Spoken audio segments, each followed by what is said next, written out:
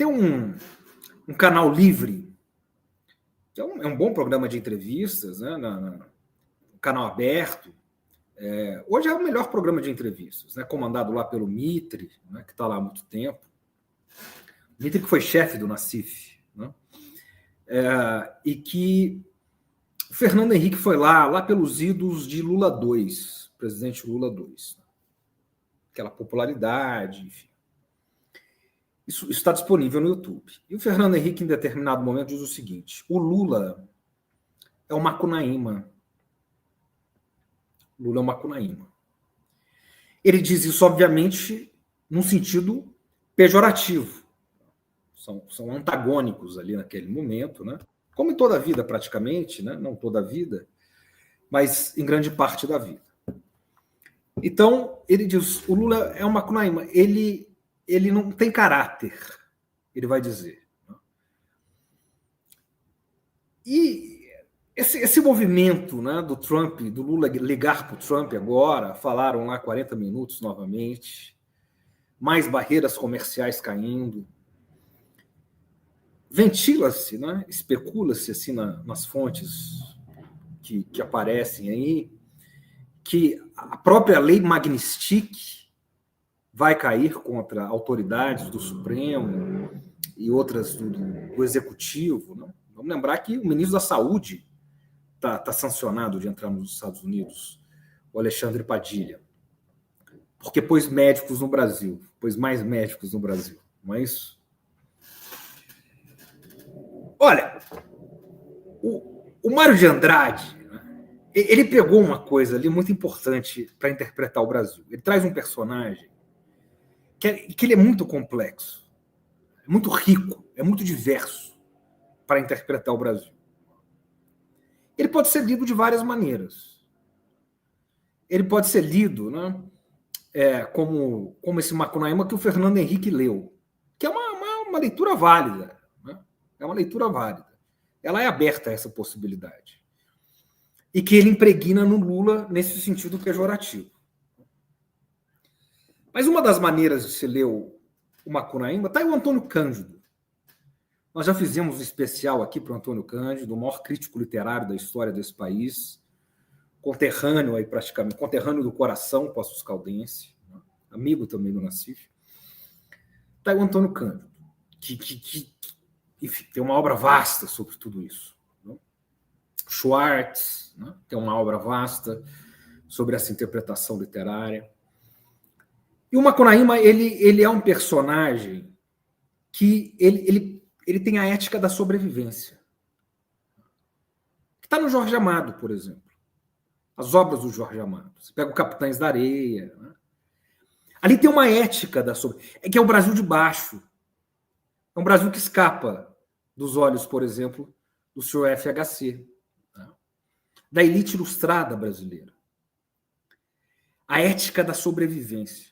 O Roberto Romano, antropólogo da Unicamp, lá do Instituto de Filosofia e Ciências Humanas, do IFISH, né, já falecido, ele vai chamar também de ética da malandragem. Esse termo é ambíguo, eu particularmente acho um termo interessante, mas a ética da malandragem, que é a necessidade da malandragem, não uma malandragem de sabe, vulgar, né? De passar o outro para trás. É uma coisa maliciosa, é uma coisa que tem que ser apreendida. Né? Digamos que a rua dá. Né? Que no futebol a gente diz que se ganha na várzea. Você não vai conseguir isso na escolinha de futebol. Você vai conseguir isso na várzea. Tá certo? Então, essa ética da sobrevivência, né? Dos que vêm de baixo, tá certo? Isso, se for bem trabalhado, isso também vai desembocar num chamado jeitinho brasileiro. Que, tal qual o Macunaíma, ele pode ser lido de várias maneiras. Nos últimos anos para cá, o jeitinho ele foi dilacerado, né? Pelas elites brasileiras e a imprensa, né? Na onda do lavajatismo, né? O jeitinho como uma maneira muito simplória de se ganhar vantagem, de furar fila. Não, o jeitinho é outra coisa. Quando você pega o Mário de Andrade, o Oswald de Andrade, né? O antropofagismo. Né? O antropofagismo é um jeitinho. Você pega a cultura de um, pega a cultura de outro. Né? Mais uma vez, o Nassif trabalha isso muito bem. Quando se fazem pesquisas, né, sobre trabalhadores do mundo todo, os grandes empresários apontam o Brasil como o melhor lugar para trabalhar no mundo. Porque é um lugar de criatividade. Aí sim, esse jeitinho em ebulição. A criatividade como um traço da brasilidade. E essa criatividade ela é forjada. Ela é forjada nessa ética. Nessa ética dos de baixo. Na ética dos que vêm de baixo, da sobrevivência. Se quiser, até da malandragem. Então, veja. Nós olhamos para o mundo todo hoje. Donald Trump sancionou 184 países do sistema mundo, da economia mundo. Teve um que desafiou Trump olho no olho e que venceu. Luiz Inácio Lula da Silva. Está aí. A luz do sol do meio-dia em todas as latitudes do mundo. Foi ele quem dobrou Trump. Trump acabou de ligar, falou: temos uma boa química, eu gosto muito do Lula, quero vê-lo de novo, quero falar com ele de novo, desde o primeiro encontro. O Lula, por sua vez, diz: o Trump pessoalmente é uma coisa, não é o que aparece na TV, é um jeitinho. A ética da malandragem, da sobrevivência. O Macunaíma ele nasce índio, ele vira negro, ele vira branco, porque ele vai se adaptando para sobreviver. Então Lula vai falar com Putin de uma maneira, fala com Xi de outra, fala com Trump de outra, mas buscando os interesses nacionais. Buscando os interesses.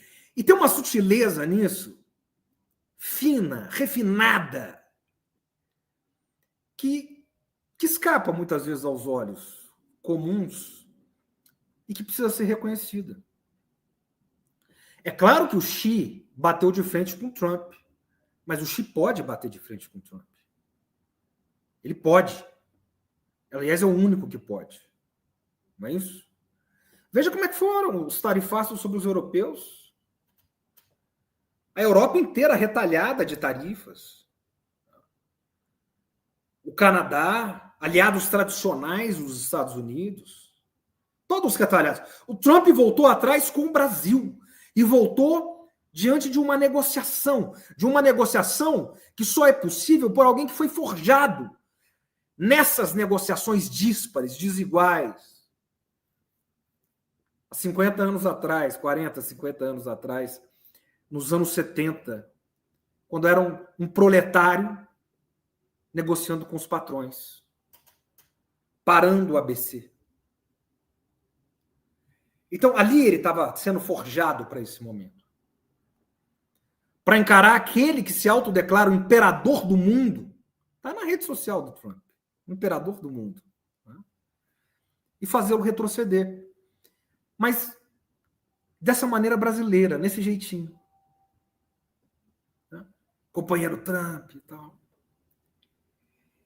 Então, isso é um ponto, é uma dádiva, sabe? Essa originalidade. O Lula é a expressão máxima dessa brasilidade. Ele não é única, mas ele é a expressão máxima.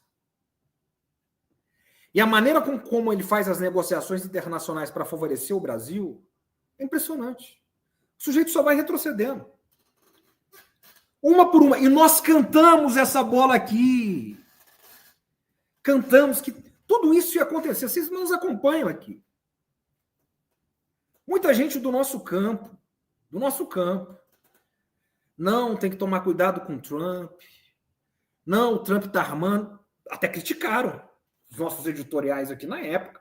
Não é bem assim. E tudo bem, as críticas são bem.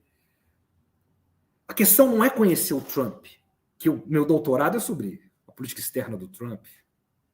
A questão é conhecer a brasilidade de Luiz Inácio. É isso. E para conhecer isso tem que conhecer Mário de Andrade. Tem que conhecer Sérgio Buarque. de Holanda, tem que conhecer Gilberto Freire, tem que conhecer Oswald, tem que conhecer Antônio Cândido, tá certo? Tem que conhecer Celso Furtado. Aí, quando as coisas começaram a dar certo, muita gente tira o protagonismo do Lula na grande mídia, mas não só na grande mídia. Foi a burguesia nacional, né? Os grandes empresários, né? Claro que tiveram um papel. Foi o Joesley Santana que teve tá certo ou não? O Joesley, né? Que agora está em Miraflores, esteve na Casa Branca, agora foi ver o Maduro. Tem um peso. Não. Mas não é um estadista. Isso é coisa de estadista. Foi o Itamaraty, claro. Itamaraty é uma das melhores escolas de diplomacia do mundo, reconhecida unanimemente assim. Unanimemente. O Lula tem um melhor conselheiro de relações internacionais que é o Celso Amorim. Mas o que eu quero dizer é que o homem sabe das coisas. Essa ética da sobrevivência, isso traz uma inteligência, uma sabedoria, uma vivência, uma sabência, tá certo? Que escapa à inteligência. Escapa. E é impressionante como isso nos favorece num mundo em transição, num mundo caótico, num mundo em tensão absoluta. Nós estamos colhendo os frutos disso agora. Então, eu preciso chamar a atenção para isso.